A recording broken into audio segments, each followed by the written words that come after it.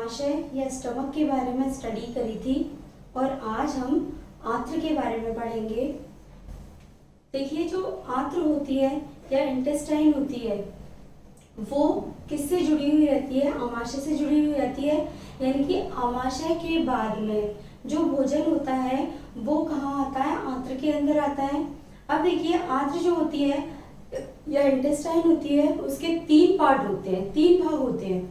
ठीक है, तो आंत्र जो होती है उसके 3 भाग किसके होते हैं? छोटी आंत्र के। ठीक है, तो मेनली आंत्र जो होती है वो कितने प्रकार की होती है? 2 प्रकार की। एक होती है छोटी आंत जिसको स्मॉल इंटेस्टाइन कहते हैं और एक होती है बड़ी आंत या लार्ज इंटेस्टाइन। तो देखो, छोटी आंत्र जो होती है उस छोटी आंत्र के अंदर भी 3 पार्ट पाए जाते हैं और वो कौन कौन से होते हैं? एक तो होता है ड्यूडोनियम, एक होता है ड्यूडोनियम या ग्रहणी, सेकंड जो होता है वो होता है आपका जेजुनम और थर्ड जो होता है वो होता है इलियम। तो ड्यूडोनियम, जेजुनम और इलियम, ये जो 3 पार्ट होते हैं वो किसके होते हैं? छोटी आंत या स्मॉल इंटेस्टाइन के होते हैं। तो देखो, कल हमने पढ़ा था कि आमाशय में जब भोजन आता है तो वह कैसा हो जाता है? अम्लीय हो जाता है और उसके बाद में भोजन किस में प्रवेश करता है?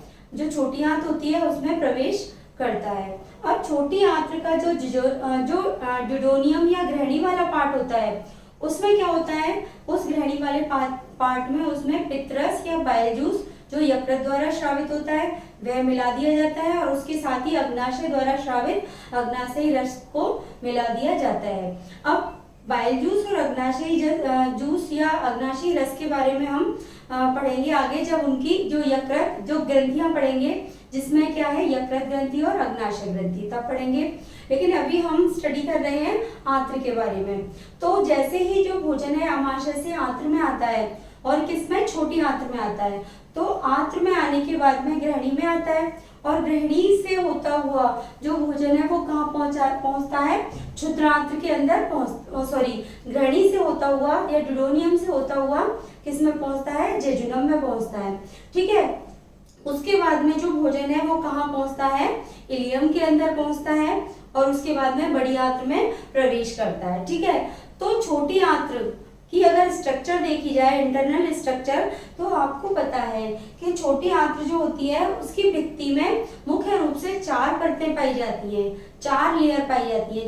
जिस तरह से आमाशय के अंदर 4 लेयर पाई जाती हैं वैसे ही इसमें 4 लेयर पाई जाती हैं। बट इसकी जो अंदर की श्लेष्मा लेयर होती है, ठीक है, वो उसमें थोड़ा सा डिफरेंस होता है बजाय स्टमक के।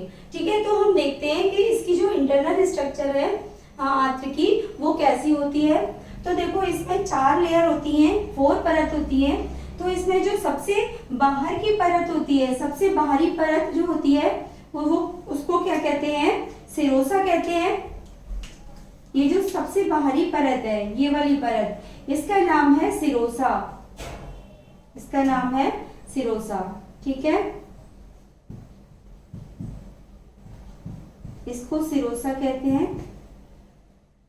ठीक है, सबसे बाहरी परत। मान लीजिए बाहर से हम अंदर की तरफ जा रहे हैं, आंत्र की जो इंटरनल स्ट्रक्चर है भित्ति की, उसमें हम बाहर से अंदर की तरफ जा रहे हैं उसकी स्ट्रक्चर को देखते हुए, तो अंदर की तरफ जाते जाते हमको 4 परतें दिखाई देती हैं, जिसमें सबसे बाहर की जो लेयर होती है, सबसे बाह्य परत जो होती है वो होती है आपकी सिरोसा लेयर, सिरोसा परत। ठीक है ना, सिरोसा परत के अंदर की साइड में जब हम जाते हैं तो हमें एक पेशियों से बनी हुई लेयर दिखाई देती है और इसको कहते हैं मस्क्यूलरिस, मस्क्यूलरिस या इसको कहते हैं पेशीय स्तर, पेशीय स्तर। इसमें वर्तुल तथा सर्कुलर पेशियों का स्तर पाया जाता है। ठीक है, तो सिरोसा के अंदर की साइड में कौन सा स्तर होगा? मस्कुलरिस होगा या पेशीय स्तर होगा। ठीक है, इसमें पेशियां पाई जाएंगी। उसके अलावा जब हम और अंदर जाएंगे तो हमें एक अन्य स्तर और दिखाई देगा जिसका नाम है अधश्लेष्मिका या अधश्लेष्मिका, अधश्लेष्मिका, या इसे सब म्यूकोसा भी कहते हैं, सब म्यूकोसा। ठीक है, अधः श्लेष्मिका या सब म्यूकोसा भी कहते हैं। अब देखो उससे भी अंदर की तरफ हम जाते हैं तो इसमें सबसे अंदर की जो लेयर होती है वो मुख्य इंपॉर्टेंट लेयर होती है और जिसका नाम क्या है, श्लेष्मिका स्तर, या इसको कहते हैं म्यूकोसा स्तर। कौन सा स्तर होता है ये, म्यूकोसा, म्यूकोसा, म्यूकोसा, या इसको श्लेष्मिका या म्यूकोसा स्तर भी कहते हैं। ठीक है, तो देखो इसमें 4 लेयर हो गई। कौन कौन सी लेयर हो गई, एक तो हो गई सेरोसा जो सबसे बाह्य परत, उससे अंदर की तरफ हो गई पेशीय परत या पेशियों की बनी हुई लेयर जिसको मस्कुलरिस या पेशीय स्तर कहते हैं। थर्ड जो हो गई अंदर की साइड में वो हो गई अधः श्लेष्मिका या सब म्यूकोसा। ठीक है, और सबसे अंदर की जो सबसे आंतरिक परत होती है उसको कहते हैं कौन सी लेयर, म्यूकोसा या इसको श्लेष्मिका स्तर कहते हैं। अब देखो इसमें क्या होता है, जो म्यूकोसा और सब म्यूकोसा होती है, म्यूकोसा और सब म्यूकोसा की जो लेयर होती हैं वो क्या करती हैं, मुख्य रूप से इसमें जो सब म्यूकोसा और जो म्यूकोसा होती है वो उसमें क्या होती है, जो सेल्स हैं वो क्या हो जाती हैं, एक तरह से वलित हो जाती हैं और वलित होकर के अंदर की तरफ में क्या बनाती हैं, ग्रंथि जैसी संरचनाएं बनाती हैं। ये ग्रंथियों जैसी संरचनाएं बनाती हैं और ये ग्रंथियों जैसी संरचना जो होती है इसको क्या कहते हैं, पेयर ऑफ पैचेस कहते हैं, पेयर ऑफ पैचेस। ठीक है, उसके अलावा देखिए इसके अंदर जो म्यूकोसा होती है, म्यूकोसा जो परत होती है वो फोल्डेड हो जाती है, इस तरह से फोल्डेड हो जाती है और फोल्डेड होकर के जो संरचना बनाती है उसको क्या कहते हैं, फोल्ड ऑफ कैल्क्रिन। ठीक है, तो म्यूकोसा परत क्या होती है, फोल्ड हो जाती है अंदर और फोल्ड होकर के क्या बनाती है, ये जो संरचना बनाती है, फोल्डिंग स्ट्रक्चर बनाती है उसको फोल्ड ऑफ कैल्क्रिन कहते हैं। उसके अलावा देखिए इसमें म्यूकोसा जो परत होती है वो जो म्यूकोसा लेयर होती है या श्लेष्मा स्तर होता है वो एक अंगुली जैसी संरचनाएं और बनाती है। कैसी, फिंगर लाइक स्ट्रक्चर, ये है फिंगर लाइक स्ट्रक्चर जिनको क्या कहते हैं, क्रिप्टिस ऑफ लिवर कोहन, यानी कि लिवर कोहन की दरार। ठीक है, तो लिवर कोहन की दरारें जो है वो किस स्तर में पाई जाती हैं,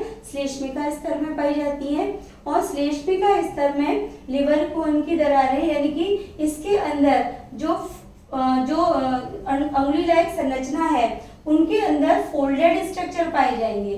तो फोल्डेड जो स्ट्रक्चर होंगे इनको क्रिप्टिस ऑफ क्या कहेंगे, लिवर कोहन। ठीक है, अब देखिए अब ये जो फोल्डेड स्ट्रक्चर बने थे इसके अंदर क्रिप्टिस ऑफ लिवर कोहन का स्ट्रक्चर डेवलप हुआ। उसके अलावा देखिए इसमें जो फोल्डेड स्ट्रक्चर दिखाई दे रहे हैं आपको ये श्लेष्मिका के, ठीक है, और ये जो फोल्डेड स्ट्रक्चर है वो मुख्य रूप से क्या बनाएंगे, विलाई का फॉर्मेशन करते हैं। विलाई का मतलब होता है रसांकुर, विलाई का मतलब होता है रसांकुर।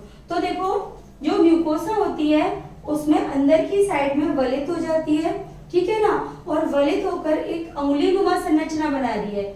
ये अंगुलीनुमा संरचना जो होती है वो क्या कहलाते हैं, विलाई कहलाते हैं या रसांकुर कहलाते हैं।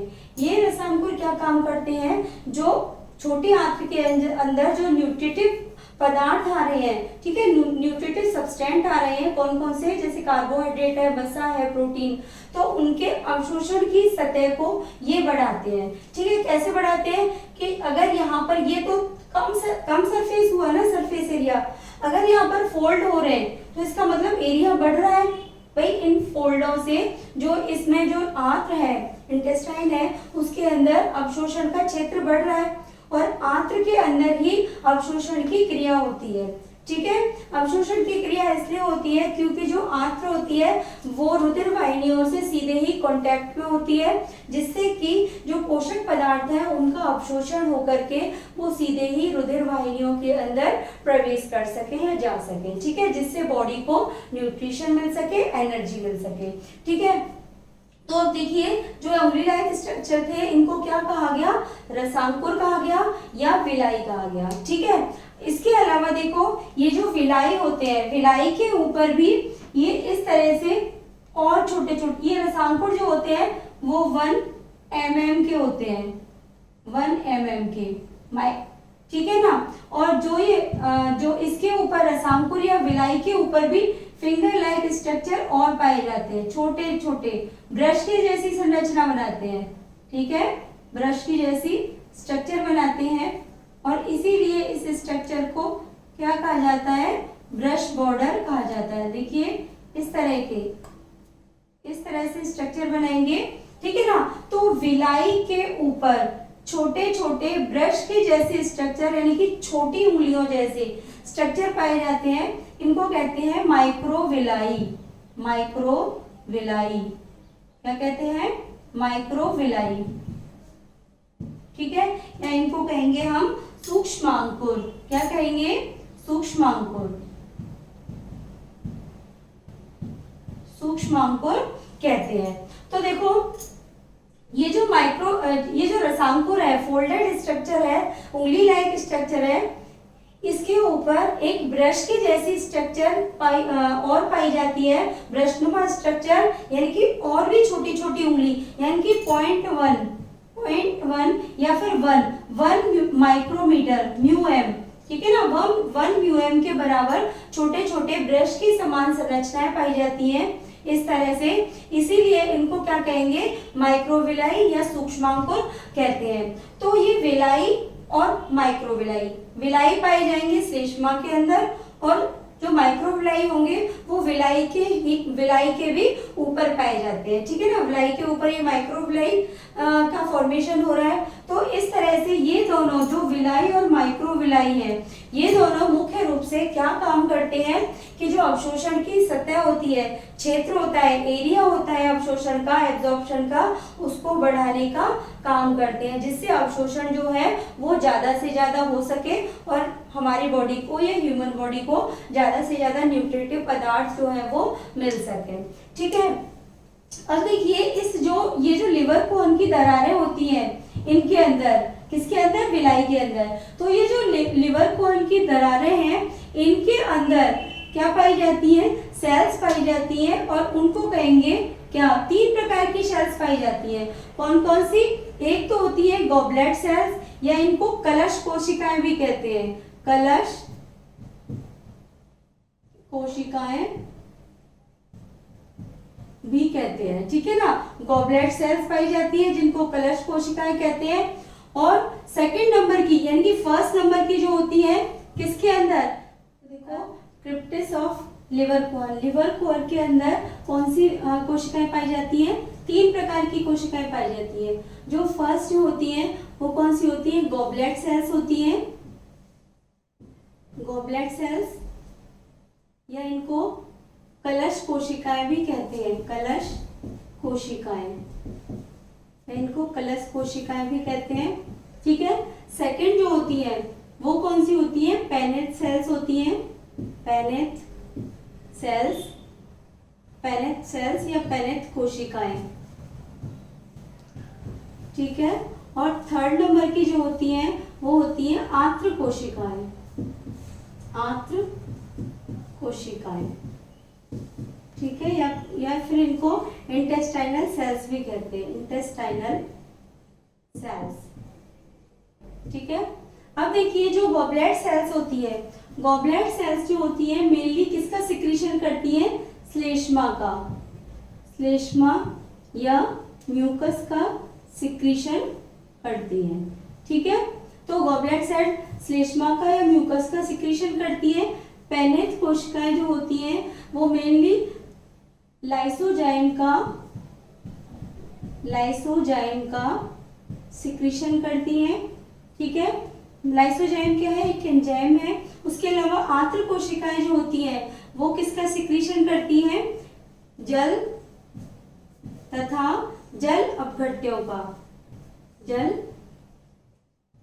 अपघट्यों का, ठीक है, मिनरल्स का। तो 3 प्रकार की कोशिकाएं हो गई, गॉबलेट सेल्स जो कि श्लेष्मा का श्रवण करती है, और श्लेष्मा जो होता है वो आंत्र को डाइजेस्ट होने से या आंत्र को नष्ट होने से बचाता है, ठीक है। सेकंड नंबर की जो कोशिकाएं होती है, सेल्स होती है, वो पेनेट सेल्स होती है जो कि लाइसोजाइम का सिक्रीशन करती है। लाइसोजाइम क्या है? एक एंजाइम है जो कि क्या काम करता है, जो जीवाणु होते हैं, बैक्टीरिया होते हैं, उनको किल करने का काम करती है।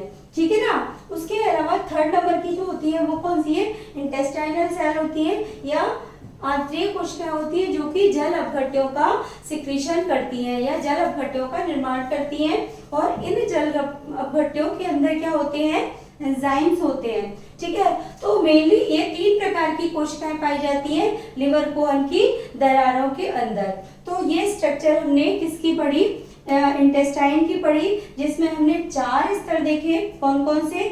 सबसे भाई सिरोसा, उसके अंदर मस्कुलरिस, थर्ड नंबर का जो है वो कौन सा? अधश्लेष्मिका या इसको क्या कहते हैं? सबम्यूकोसा। और उससे अंदर की, सबसे अंदर की जो साइड का जो स्तर होता है उसको कहते हैं म्यूकोसा या श्लेष्मिका स्तर। अब देखो इसमें फोल्डेड स्ट्रक्चर पाए जाते हैं। इस जो म्यूकोसा स्तर में इनको क्या कहते हैं? पेयर ऑफ पैचेस कहते हैं। यानी कि इसमें कोशिका फोल्डेड होकर के कुछ कैसे बनाती हैं? ये ग्रंथियां बना लेती हैं और इसीलिए इन ग्रंथियों को पेयर ऑफ पैचेस कहते हैं। उसके अलावा देखिए जो श्लेष्मिका स्तर होता है, अंदर की साइड में क्या होता है? फोल्डेड हो जाता है और फोल्डेड होकर के क्या बनाता है? अंगुली जैसी संरचना बनाता है। तो देखो फोल्डेड जब हो रहा है ये, तो उस फोल्डिंग होते टाइम पर इसको क्या कहेंगे? फोल्ड ऑफ कैकरिंग कहेंगे। ठीक है। और फोल्ड जब हो जाएगा, जब फोल्डेड स्ट्रक्चर बन जाएगा, उंगली नुमा संरचना बन जाएगी, तो उस टाइम पर इसको विलाई कहते हैं या रसांकुर कहते हैं, जो कितने होते हैं? 1 mm के होते हैं। ठीक है। उसके अलावा इस पर जो रसांकुर होते हैं वो उनके ऊपर ब्रश लाइक संरचना पाई जाती है। यानी कि वो भी छोटे छोटे ब्रश लाइक स्ट्रक्चर से मिलकर बने होते हैं, जिनको क्या कहते हैं? माइक्रोविलाई कहते हैं या सूक्ष्मांकुर कहते हैं, जो 1 mm के होते हैं। ठीक है। जो सूक्ष्मांकुर और रसांकुर होते हैं वो दोनों क्या काम करते हैं कि जो इंटेस्टाइन होती है या आंत्र होती है उसके अंदर अवशोषण की सतह को बढ़ाते हैं। ठीक है। उसके अलावा देखिए इसमें जो रसांकुर होते हैं उनमें क्या पाई जाती है? लिवर कोहन की दरारें पाई जाती हैं या लिवर कोहन की क्रिप्टेस ऑफ लिवर कोहन कहते हैं उनको। और उनके अंदर 3 प्रकार की कोशिकाएं पाई जाती हैं: गॉबलेट सेल्स, पेनेट सेल्स और इंटेस्टाइनल सेल्स। गॉबलेट सेल्स श्लेष्मा का, पेनेट सेल लाइसोजाइम का और इंटेस्टाइनल सेल्स जल अपघट्यों का सिक्रीशन करती हैं। ठीक है। तो ये हो गया आपका छोटी आंत्र का स्ट्रक्चर। इसके अलावा हम एक बार स्टडी करते हैं बड़ी आंत्र के बारे में, देखते हैं कि बड़ी आंत्र में क्या क्या होता है। तो देखिए जो बड़ी आंत्र या लार्ज इंटेस्टाइन होती है वो कैसी होती है? लार्ज इंटेस्टाइन जो होती है वो कैसी होती है? इस तरह से होता है, जैसे ये है लार्ज इंटेस्टाइन, ये तो थी स्मॉल इंटेस्टाइन, स्मॉल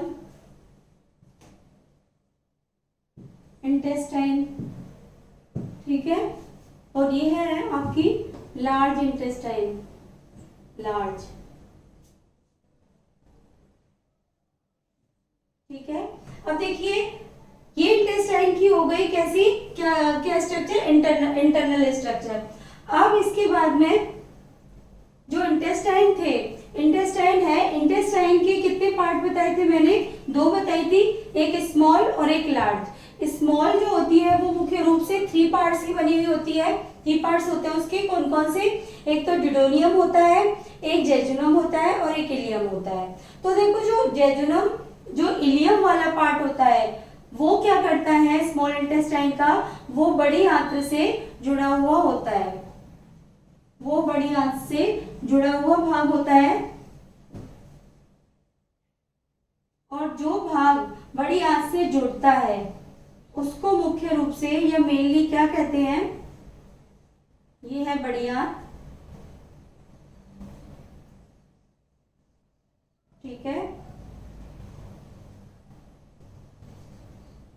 ये बड़ी आंत्र है। ओके। इसके अंदर ये छोटी आंत्र आ रही है, ये ड्यूडेनियम वाला पार्ट है। और इस तरह से इसमें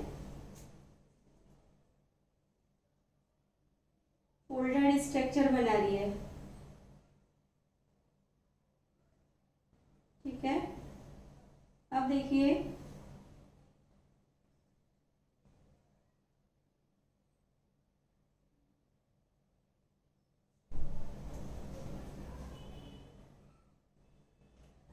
ये क्या है, बड़ी आंत की स्ट्रक्चर है, बड़ी आंत है, ये आंत की इंटरनल स्ट्रक्चर है। ठीक है, छोटी आंत हो बड़ी आंत हो, दोनों आंतों की क्या इंटरनल स्ट्रक्चर हो गई। और ये जो है वो क्या है, बड़ी आंत है, बड़ी आंत की बाह्य स्ट्रक्चर है और ये इंटरनल स्ट्रक्चर है। ठीक है, अब इसकी बाह्य स्ट्रक्चर में क्या है, ये आपकी क्या थी, छोटी आंत आ रही थी, यहाँ पर क्या थी आपकी ड्यूडेनियम थी,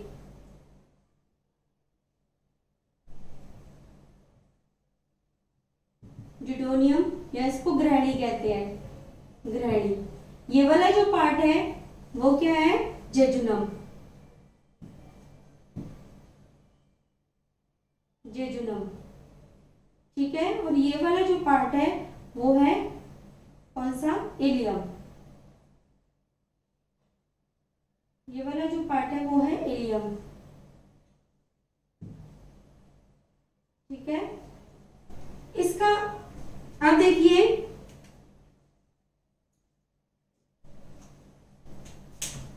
देखिए ये जो बड़ी आंत है, बड़ी आंत में क्या होता है मेनली,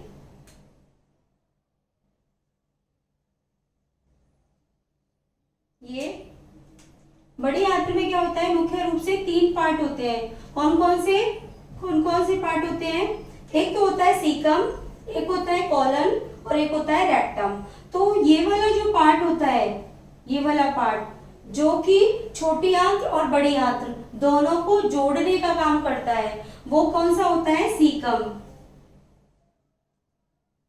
को कहते हैं सीकम।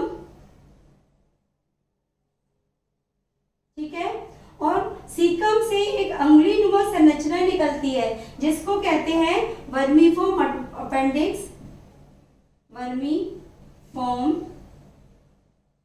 अपेंडिक्स। ठीक है, या इसको क्या कहते हैं, अवशेषिका कहते हैं, क्रमी रूपी अवशेषिका।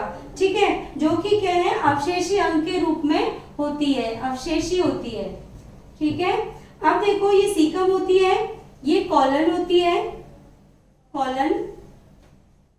ठीक है, ओके, और ये जो होती है वो रेक्टम होता है,